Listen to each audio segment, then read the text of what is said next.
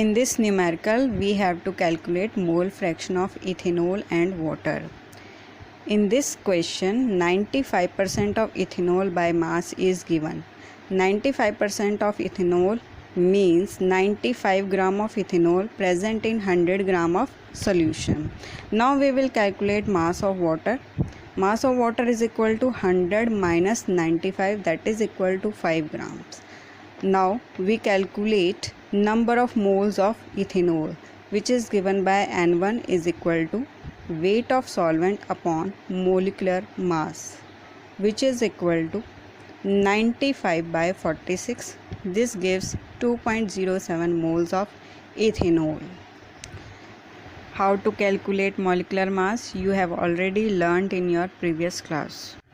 Number of moles of water N2, which is equal to weight of solute upon molecular mass, which is equal to 5 by 18, and this gives 0.28 moles of water. Then we calculate mole fraction of ethanol, which is represented by x1, and its formula is N1 upon N1 plus N2. N1 is the number of moles of ethanol, and N1 plus N2 is a total number of moles of solution. By substituting the values of number of moles of ethanol and water, we can calculate the mole fraction of ethanol, which is equal to 0.88. Similarly, we can calculate mole fraction of water, that is x2. Its formula is N2 upon N1 plus N2. By substituting the values, we get 0.12. Now we have mole fraction of ethanol is 0.88 and mole fraction of water is 0.12. Next method of expressing concentration is molarity. Molarity is defined as number of moles of solute per liter of solution, and its unit is moles per liter. It is denoted by capital M. For example, if a sugar solution concentration is 2.0 molar, then 1 liter of solution contains 2.0 moles of sugar.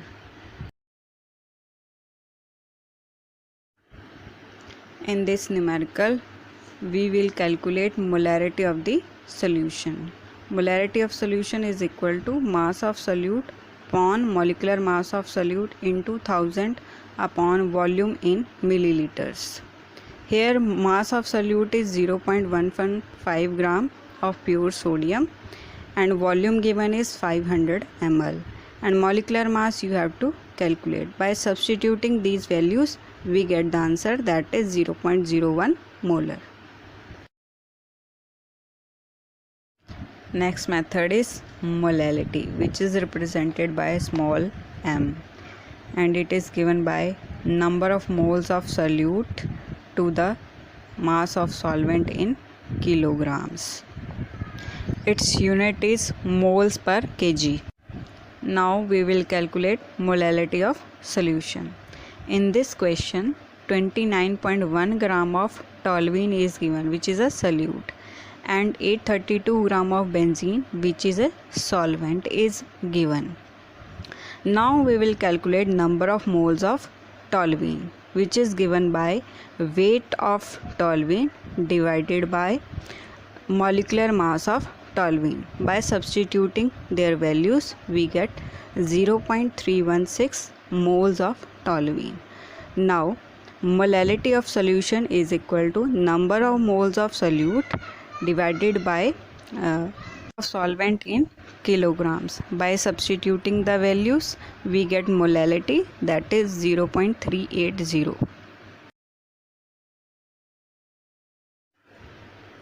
Formality. It is used for ionic compounds because ionic compounds exist as ions in solutions instead of molecules. It is represented by capital F, and it is equal to formula weight of the solute to the total volume of solution in liters. Another method is normality, which is represented by N. It is defined as the number of gram equivalents of solute dissolved per liter of solution. Here N is equal to gram equivalent of solute divided by volume of solution in liters, which is equal to weight upon equivalent weight of solute into 1000 upon volume of solution in milliliters. Equivalent weight can be calculated by the formula given below. These are some formulas for calculation of equivalent weight of substance. First one is equivalent weight of acid, which is given by molecular weight of acid divided by basicity of acid. Basicity means number of displaceable hydrogen ions from one molecule of acid. For example, in HCl there is one displaceable hydrogen ion, so its basicity is 1. Next one is equivalent weight of a base, which is equal to molecular weight of a base divided by acidity of base. Acidity means the number of displaceable OH negative ions from one molecule of the base. For example, in NaOH there is one OH negative ion which is displaced, so its acidity is 1.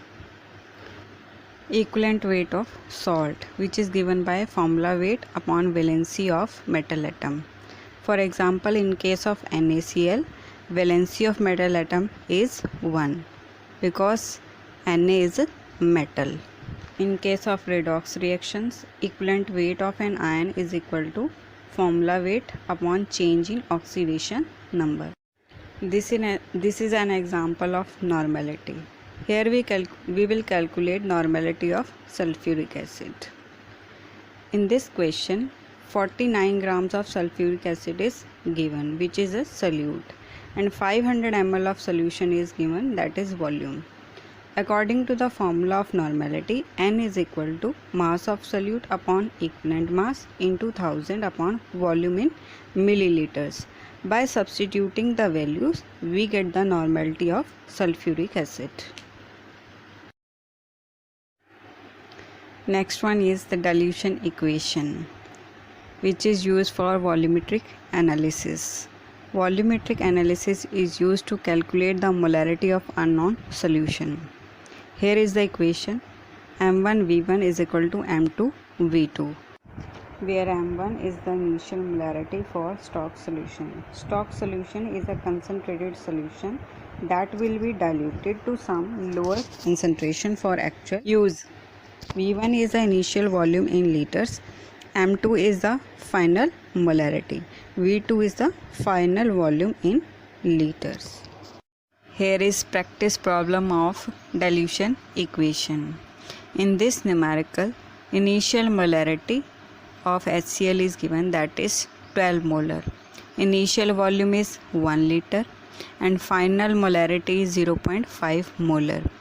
Now according to dilution equation, that is M1V1 is equal to M2V2, we can calculate V2 by substituting the values.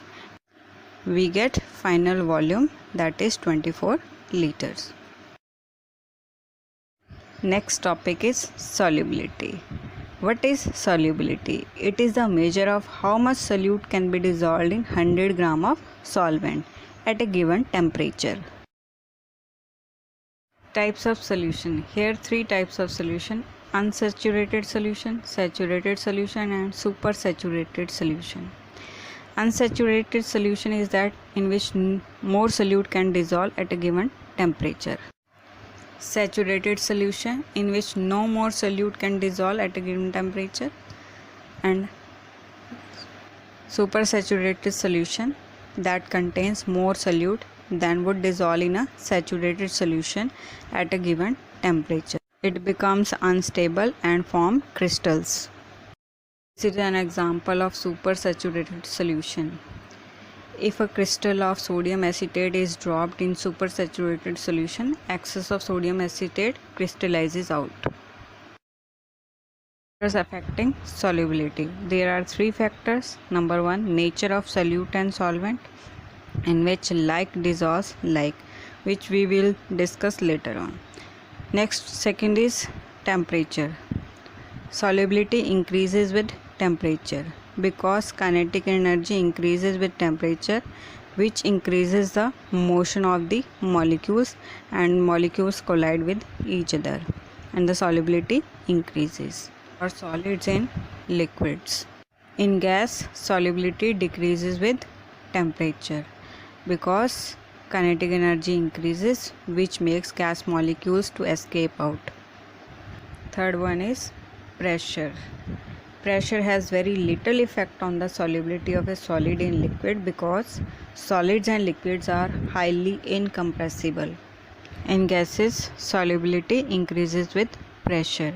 Increased pressure squeezes gas solute into solvent because gas is highly compressible. It is the first factor of affecting solubility, that is nature of solute and solvent.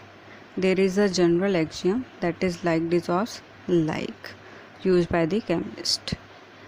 Polar substances tend to dissolve in polar solvents and non-polar substances tend to dissolve in non-polar solvents.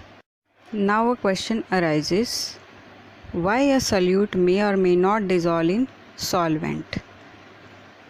This is related to the force of attraction between the solute and solvent particles. The more similar the intermolecular attractions, the more likely one substance is to be soluble in another. These are some examples of like dissolves like. This first one is carbon tetrachloride in benzene. Both are non-polar. Next one is ethanol in water. Both are polar. And for ionic compounds, that is NaCl in water or ammonia. Another example of like dissolve like, in which water is polar, oil and grease are non-polar, soap have both polar and non-polar parts. The non-polar end of soap bind to the oil and polar end is attracted towards water and oil is washed away.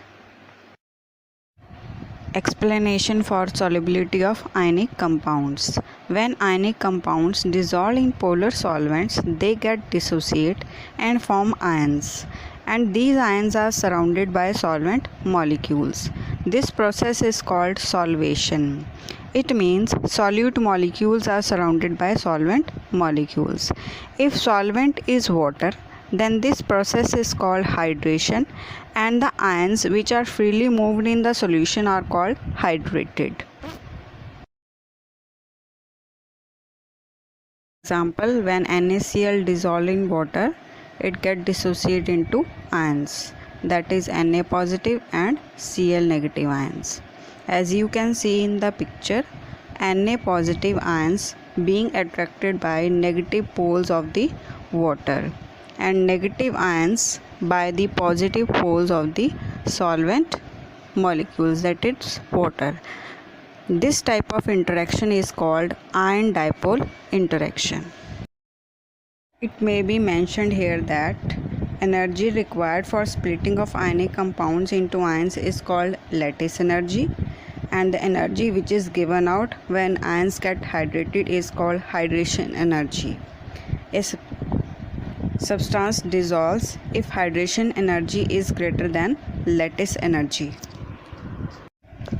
As we have already discussed about effect of temperature on solubility, that is, for most of the compounds, solubility increases with increase of temperature.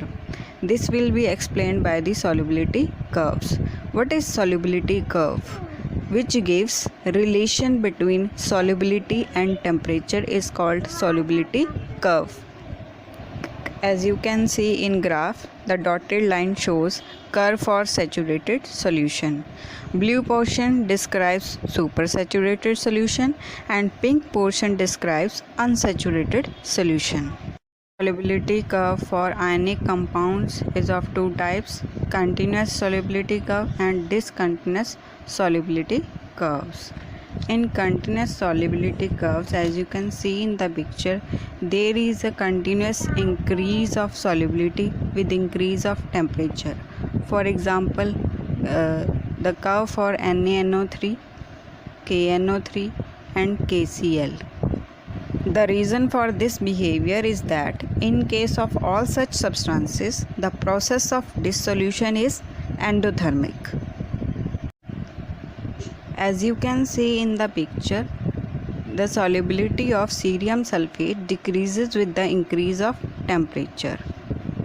For such substances, the process of dissolution is exothermic, that is, it is accompanied by evolution of heat. Another curve is discontinuous solubility curve, which shows some discontinuous patterns. This is because some substances which on heating change at a particular temperature from one form to another. For example, Na2SO4 10H2O when heated becomes Na2SO4 at a temperature of 32.4 degree Celsius, as you can see in the graph. This temperature is called transition temperature. Next is solubility of a gas in a liquid. Solubility of gas means the volume of gas in cubic centimeter dissolved in a unit volume of liquid to form the saturated solution.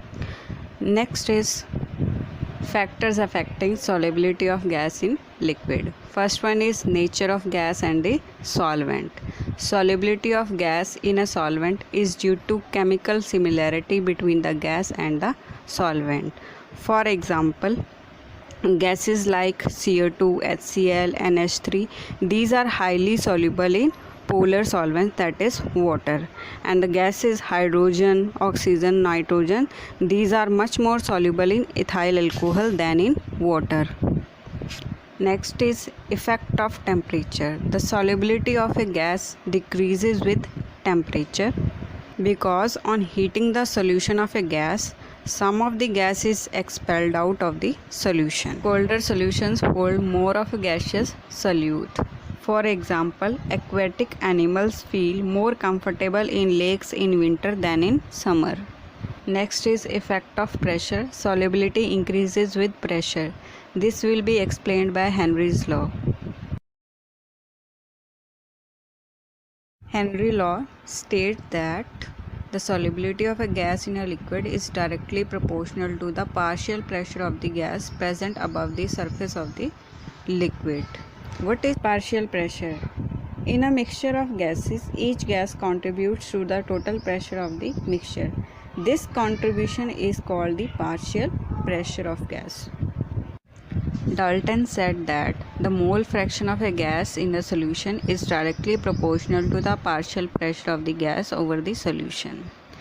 The most commonly used form of Henry's law states that the partial pressure of the gas in vapor phase is proportional to the mole fraction of gas in solution and is expressed as P is equal to Kh into X, where Kh is the Henry's law constant, X is the mole fraction, and P is the partial pressure of gas.